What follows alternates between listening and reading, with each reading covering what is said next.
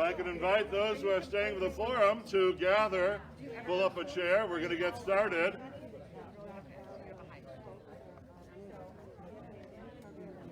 So, please join us. And, Jan, is this okay? All right. Okay, so I don't need to do really any introduction as such, because you all know why we're here. You know who's speaking. Mentioned it during the announcements. And so I'm, without any more delay, going to turn over the chair to Carter. He's going to be very ancient in this regard. You might not be aware that in the early church, the bishop, the one who usually preached, did so seated. So Carter is going to be a bishop today. He's also going to take us back to an earlier era at Holy Comforter. Some of you maybe were around when Father Hanner was the rector, and Father Hanner preached sitting in the top of the stairs, and he spoke directly to his wife Rose, who would always sit in the front pew. So his sermons would be right to Rose Hanner. Of course, they're right over here. Father Hanner was very ancient in that regard too. Jan said if I ever tried that with her, she would divorce me. So Carter's not married, so you don't have to worry about that. So Carter, take your chair. Thanks. Take your chair. Hello. Coming through? There you go. So, it's nice to see you all. I've really enjoyed my time so far here at Holy Comforter. Gotten to know some of you a little bit. I know with mask wearing and social distancing, I won't be able to do that as much this year as I would like to, but I can tell that I'm going to learn a lot here. I already have, and it's a real sense of community that I've enjoyed and will continue to. I want to talk a little bit about my story today and give you an introduction to myself, how I got here at Holy Comforter, and try to weave in the theme of faith, hope, and transformation while I do that. I grew up, some of you may know, in eastern Nebraska, going to Baptist Church, decent-sized Baptist church in Sioux City, Iowa, just across the river. And at this church, we had a lot of a good sense of together month, and a lively children's ministry and youth group that I took part in. If any of you know what Awana is, that's a evangelical Bible memorizing program, Bible verse memorizing program. So I was a big fan of that and learned theology through memorizing scripture. At this church, as in many Baptist churches, faith was a real lived experience. Faith, people, probably the most common asked question in evangelical Baptist churches is, are you saved? And salvation comes by faith. This is seen as like an event in that you realize that you are a sinner, that you need God, you need Jesus' redemption, and you put your faith in that. And if you have a genuine experience of that faith, you are saved. So I grew up with this, and I had several salvation experiences at church as a result of altar calls or guest missionary preachers who I loved listening to, or very intense worship that had several hands, raised in the air, and realized once again that I was a sinner who needed Jesus. So these salvation experiences, although intended to be one, are quite common. And this is something that I think tells us about the nature of faith and what a faith experience is. My faith deepened at Bible camps, other kinds of retreats that I would go to, youth retreats in the evangelical world, and I felt a call to ministry. And kind of intended on being a worship pastor, music minister in the church. And so I started getting involved in churches like that. And so I've been up on the platform behind the guitar for quite a long time in churches, and I thought that's what I was going to do. Unfortunately, my childhood church split over some issues in the pastorate, and my family started going to a smaller Baptist church, still in Sioux City, that was Reformed Baptist. So they taught, if any of you have probably heard of predestination. This was a big controversy at this church. We were always talking about predestination.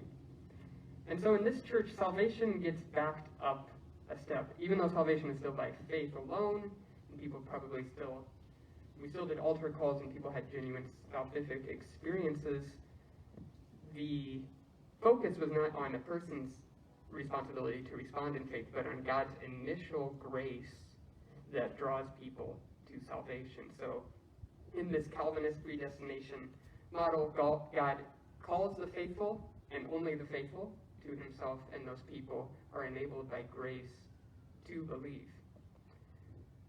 So this was an interesting concept to me and my family, who was not Calvinist Baptist, was not Reformed Baptist, ended up leaving this church after a few years of a difficult time there of grappling with these doctrines. But it introduced for me the idea of that there can be disagreement in the church, and that theologies can be saying different things about God, and that my salvation itself was kind of up for debate about how it worked or how sure it was. So that was comforting. So I kind of became more and more obsessed of finding out the answers for myself, and this eventually drove me, along with my love of music ministry, to do my undergrad at a conservative Bible college. And here I came into contact with a lot of the doctrines that I was raised with, but came into contact with them face to face, their history, their founder, their technical name, all the points, and all the variations within those doctrines. So it's a very good coincidence that today we happen to read this passage from Thessalonians, because this is where a very popular theology called rapture theology comes from. The word caught up, which I tried to emphasize in my reading, is the word that's translated as rapture in some translations. So the idea then is that in rapture theology, just very quickly, is that Jesus is going to come back 7 years before his kingdom is established in order to rapture out the church and turn the world over to its sin and let it basically judge itself. Technically, the belief is that it is going to revert from the current state of the law of grace back into the law of, from the dispensation of grace that we're into now, back into the dispensation of law, is how it's theologically seen. And so people are going to be held accountable, and the church isn't going to be here, although, there's all these different theories of things forming in the tribulation times. But again, this was a very big impact, and I think it really affects how we view our own salvation. Because if we think that we are saved individually because God has chosen us, and that one day God is going to zap us out of the world and leave the world over to itself, this is a very individualistic view of salvation. And what I found out is that this ended up not working for me, because a whole host of reasons. But it requires a lot of your own surety in your own salvation, and kind of staying, in my opinion, stuck in those fundamentals of worrying about whether you're saved or not saved, which I believe that we're often encouraged in the New Testament and by our own culture today to go beyond those simple questions and look deeper and to think about how our salvation impacts us. So in this, along these lines, at undergraduate Bible school, I came into contact with my first Anglican, N.T. Wright. If any of you know N.T. Wright, he's one of the few Anglicans that kind of blurs the lines over into the evangelical world. And N.T. Wright is part of something called the New Perspective on Paul, which stops looking at Paul from a salvation as individual and starts looking at salvation as a corporate thing. And really, what I became convinced of is that in terms of predestination, in terms of who's chosen, in terms of what the destiny is, for me, the real focus is that the only chosen person is Jesus Christ, and that you are in Jesus Christ, or you're not in Jesus Christ, and you're chosen or not chosen like that. I don't know if that's exactly how I would explain it still, but it is not so much as like I am an individual that is chosen by God, but that Jesus is the chosen one, and that Jesus' way is the chosen way. And we need to walk in that way and conform ourselves to Jesus' image. The dispensationalism that I grew up with is really popular in America today, and I think probably because we haven't had much of an alternative theology to combat that with, of what is happening at the end. What is this passage from Thessalonians all about? But when I think of it now, and I think of it in a way where my salvation is not necessarily about just me and me getting to heaven, but continuing the act of Jesus and bringing heaven to earth. God's salvation is coming no matter what. We proclaim this every Eucharist. Christ has died, Christ is risen, Christ will come again. And this should bring us hope. And this is what N.T. Wright talks about in his book that I read that was very influential for me, Surprised by Hope. I would recommend it. God's coming salvation is not it is comfort to the afflicted, and because of that is also a little bit afflicting to the comfortable. And so when we feel that tension that I grew up with calling sin, and I made it, again, very individual about my own, I said a curse word.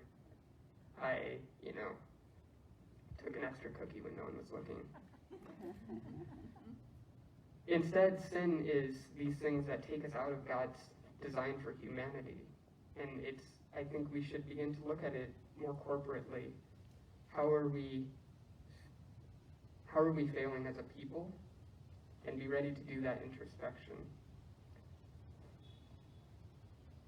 With God's coming kingdom, we can't just sit back and say, yeah, Jesus is coming back. That's great, and I'm looking forward to it. It is our job to help establish this kingdom and to become part of this kingdom work. A friend at seminary told me that he sees Christians as, yes, little Christs, but also as little Marys running around in the world, bringing Jesus into the world. I think this is a beautiful image that, in our context, how can we bring Christ into the conversation?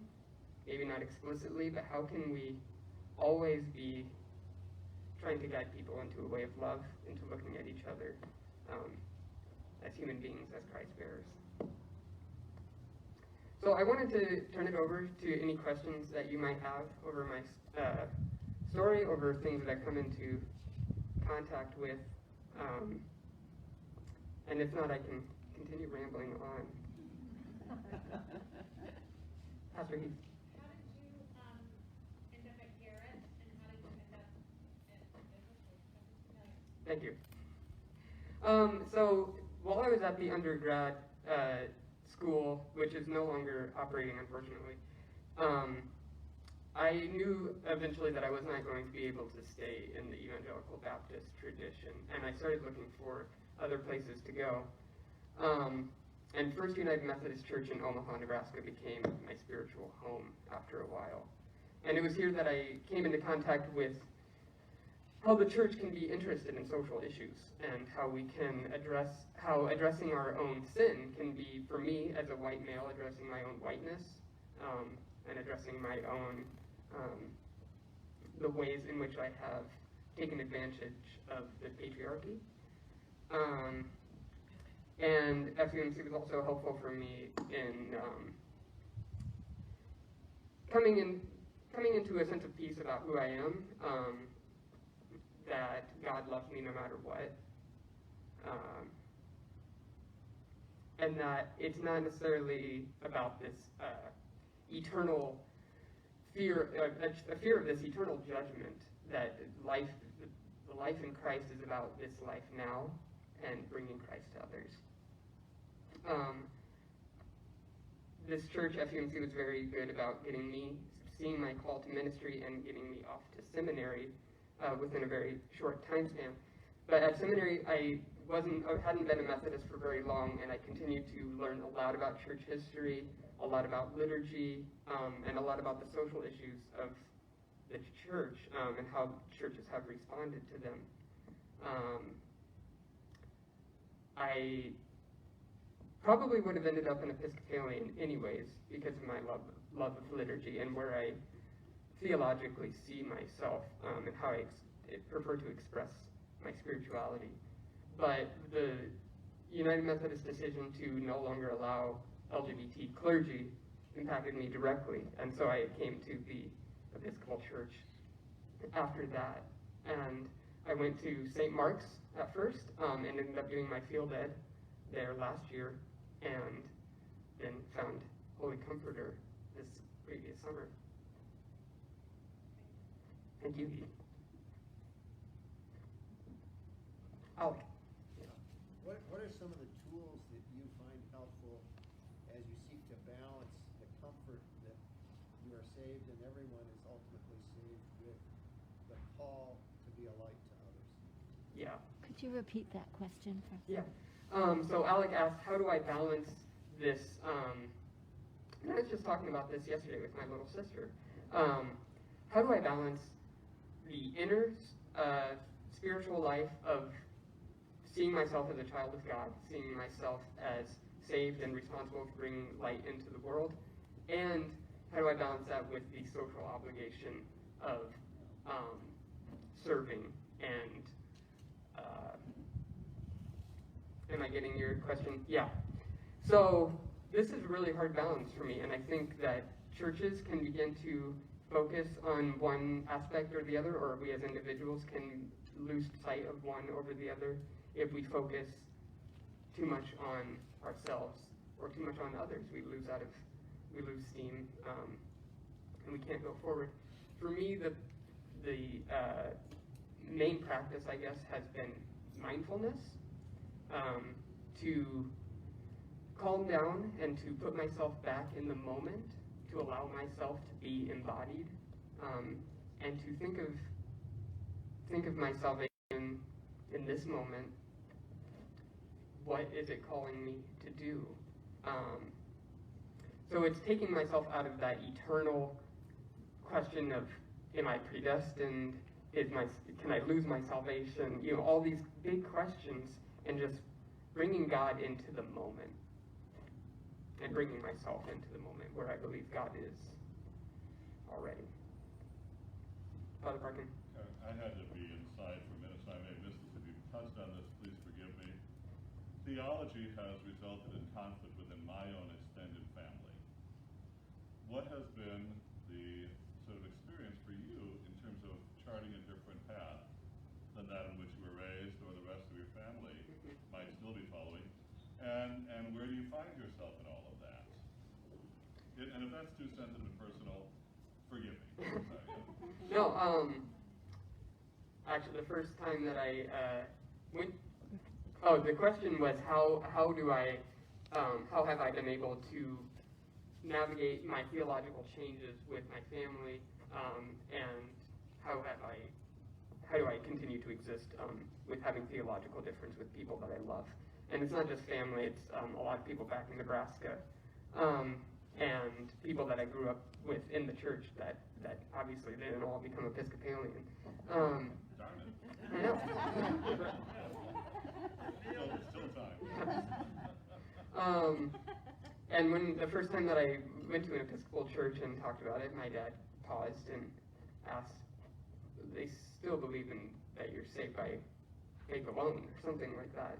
So there was definitely a concern that I was leaving the true evangelical church for something else. But I didn't give up on that statement after that statement was made, and I have been trying to really bridge the gap, at least, between people, and this is also a task at the Methodist Seminary, to help people understand the evangelical world, the Catholic world. I think we're very, very, very similar. And I can say that after having been in Baptist, evangelical, Pentecostal, Methodist circles, that at the end of the day, for us, we put a lot of emphasis in the Eucharist, in meeting Christ personally in that moment. And even though this is viewed very, very differently by Baptists and evangelicals, I find it good to just be upfront about the Eucharist, about how that is such a powerful experience for me and what I believe happens there, about the nature of the church, and I just tried to be very honest about the differences between the groups, and I have found that a lot of people, there's just simply a lot of misinformation, and people think that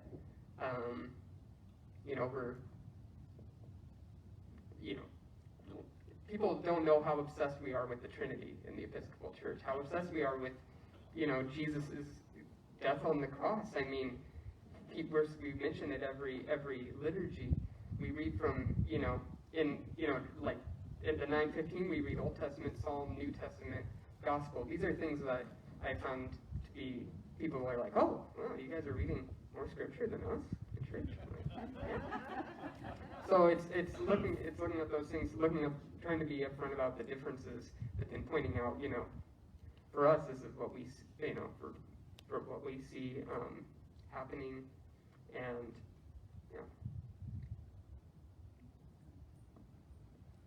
Hi, my name is Allegra Berry, and delighted that you're here.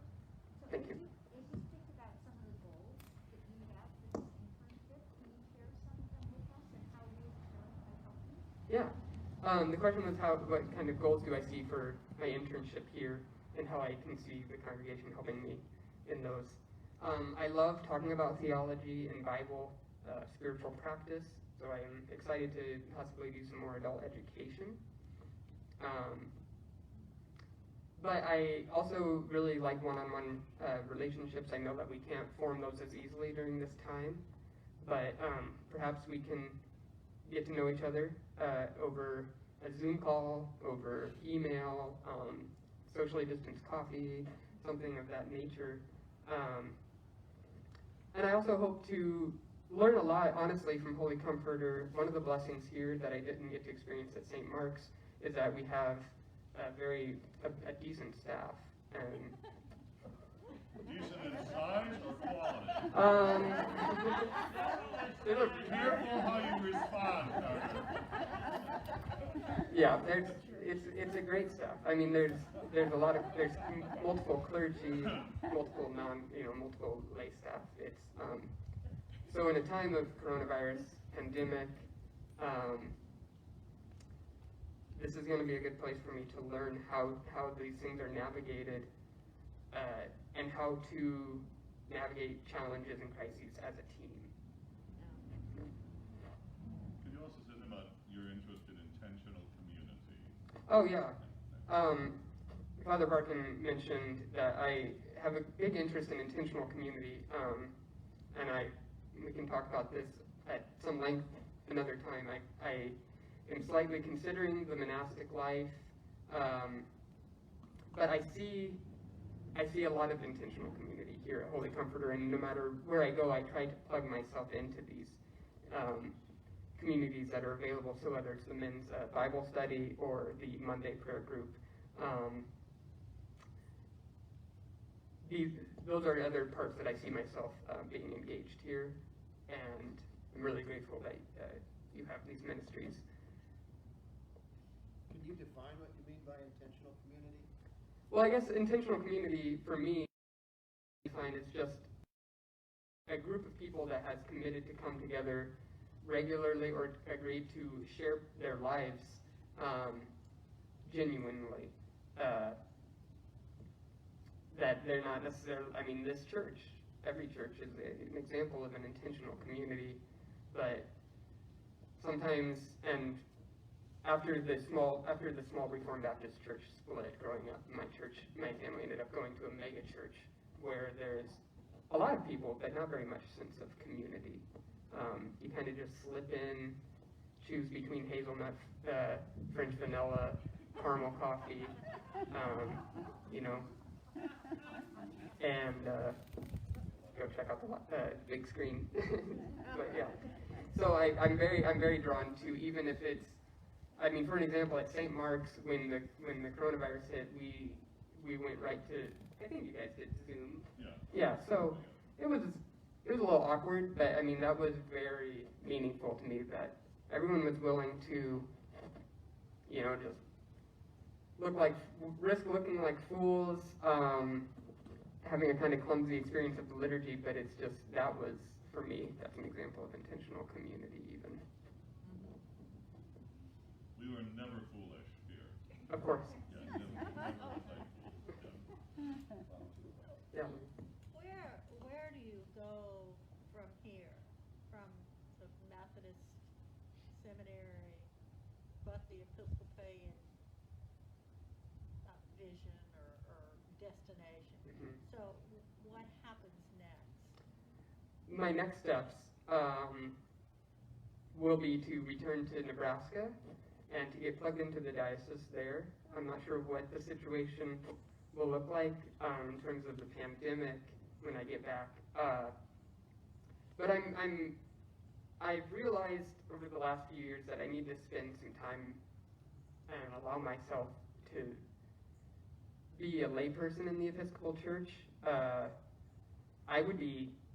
I probably am happier as a layperson in the Episcopal Church than I would have ended up being as a pastor in the Evangelical Church, just because for me, the liturgy, the spirituality is so, it's a lot, it's very moving to me, but it's a lot to take in and to process, and in order to be a leader in the denomination or in a church, I still feel like I need quite a bit of experience. So my plan right now is to go back to Nebraska and to get plugged in with either the cathedral in Omaha or a small monastery that is in Omaha as well.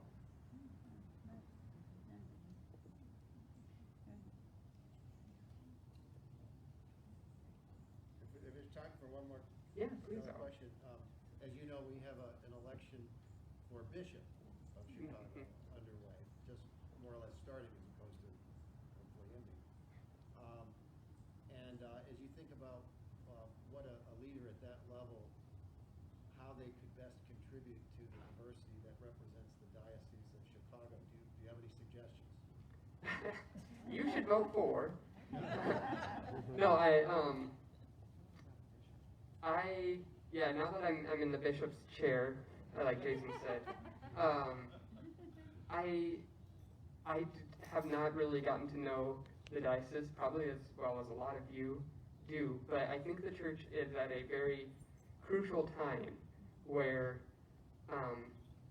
a lot of the work that has been laid down in the last few decades is, I believe, is going to pay off. Maybe not in the measuring church success by numbers of attendance and those kinds of things, but we're figuring out new ways of being and how to serve people again. So I hope that the next bishop can look at growth not just in a numerical sense, but in a look at the impact that the church is having, and focus on that. As quality of service. Yeah. I see a lot of hope for the Episcopal Church in terms of how ancient its worship is, how welcoming it can be, how diverse it is, and I think if we can embrace these and move into a future together.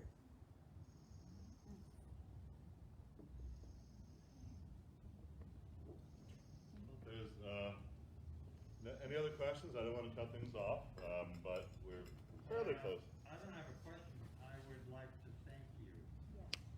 Well, thank you.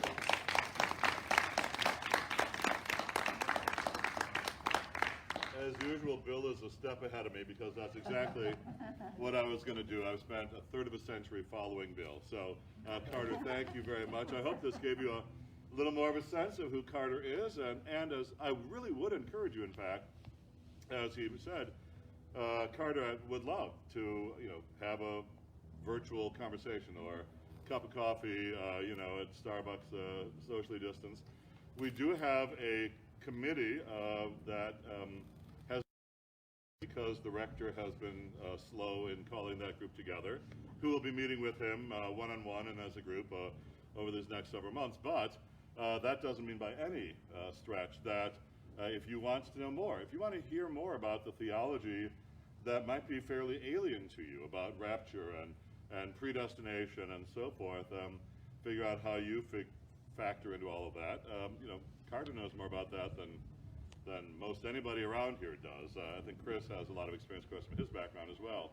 But please do take an opportunity, phone call, Zoom call, cup of coffee, whatever the case might be, to get to know Carter, and so that he'll also get a better sense of who we are beyond the men's Bible study, the prayer group, and the vestry meetings and the staff meetings, and our conversations that we do privately on Friday mornings. So thank you all for being here. Carter, thank you again. Thank you.